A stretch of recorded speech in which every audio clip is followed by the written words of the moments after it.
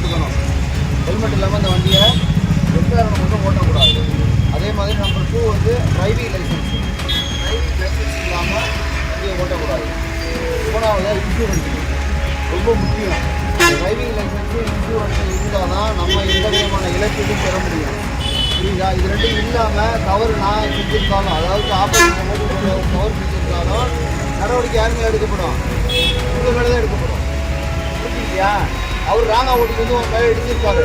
ஒன்று லைசன்ஸோ இன்சூரன்ஸோ இதெல்லாம் நீங்கள் இழப்பீடே பெற முடியாது. புரிஞ்சுக்கியா?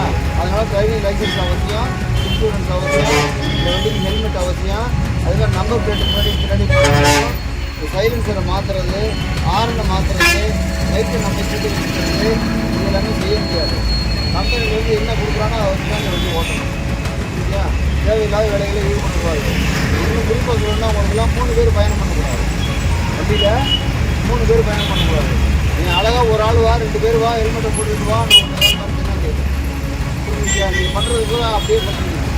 புரிஞ்சுங்களா? அதனால் தயவுசெய்து என்ன தெரியுமா, நான் வந்து ஒரு பெரிய ஒரு ஐஏஎஸ் ஆனேன், ஒரு ஐபிஎஸ் ஆனேன், ஒரு டாக்டர் ஆனேன், ஒரு இன்ஜினியர் ஆனேன், அதுதான் உண்மையான ஹீரோயிஸ் ஆனேன். புதிய சிலிப்பர் ஹீரோயிஸ் ஆனேன்.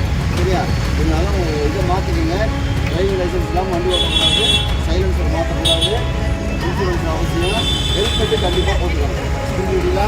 எல்லாரும் சொல்லுங்கள், ஹெல்மெட்டு நம்ம போட்டுக்கிறோம். ஹெல்மெட்டு போட்டு வண்டி ஓட்டணும். ஹெல்மெட்டு அவசியம். செல்ஃபோன் வாங்கணும். செல்ஃபோன் வாங்கின உடனே என்ன செய்யணும்? ஒரு கவர் காசு போடணுமா? இதுக்காக போடுறோம். செல்லை பாதுகாக்கிறோம்ல, நம்ம தலையை போடணுமா இல்லையா? கொஞ்சம் யோசிச்சு பாரு. 5000 ரூபாய்க்கு வாங்குற செல்ஃபோனை பத்திரமா பார்த்துக்கிறதுக்கு அதுக்கான டெம்பர் கிளாஸ் போடுறோமே, நம்ம இந்த விலை மதிப்பற்ற உயிரை பாதுகாக்க என்ன செய்யணும் அப்படின்னு யோசிச்சுப்பாரு. புரியுதா? எதுவுமே நடக்காத வரைக்கும் நல்லது தான். ஏதாவது நடந்து போச்சுன்னா நம்ம உயிரை நம்ம காப்பாற்றணும். நம்ம குடும்பத்துக்கு புரியுதா? அதை நினச்சி பாருங்க. இந்த மாதிரி சரியா? வண்டியை ராசாக ஓட்டக்கூடாது, அபாயகரமாக வண்டியை ஓட்டக்கூடாது. புரியுதா? பொதுமக்களுக்கும் சரி, வேறு யாருக்கும் சரி, வேறு பக்கத்தில் வர்றவங்களும் பயந்துடாமல், புரியுதா? அப்படிதான் நீ வண்டி ஓட்டணும். கூட்டம் அவங்கள பார்க்கல, அவங்கள எல்லாத்தையுமே வந்து வான் பண்ணி விடுறேன். புரியுதா? இன்னும் எதுக்காக வான் பண்ணி விட்றேன்னா, இனிமேல் நீங்கள் இந்த வேலையை செய்ய மாட்டீங்கன்னு ஒரு நம்பிக்கையை வான் பண்ணி விடுறேன். அந்த நம்பிக்கையை நீங்கள் காப்பாற்றணும். சரியா? அதாவது மாற்றிக்கிட்டு பழைய சைலன்சர் போட்டுறோம். புரியுதா? அது திரும்ப தரமாட்டேன். ஏன்னா அப்படியே வச்சுருப்பேன், அடுத்த நியூ இயருக்கு மாட்டுவேன். அதனால் தரமாட்டேன். பழைய சைலன்சரை உடச்சி விட்டுருவேன். புரியுதா? அதனால் இந்த ஒரிஜினல் சைலன்சரை மாற்றிக்கிட்டு எல்லாம் வண்டி எடுத்துருப்போம். நம்பர் பிளேட்டை கரெக்டாக போட்டுக்க. இந்த காந்த வச்ச நம்பர் பிளேட்லாம் ஒட்டக்கூடாது.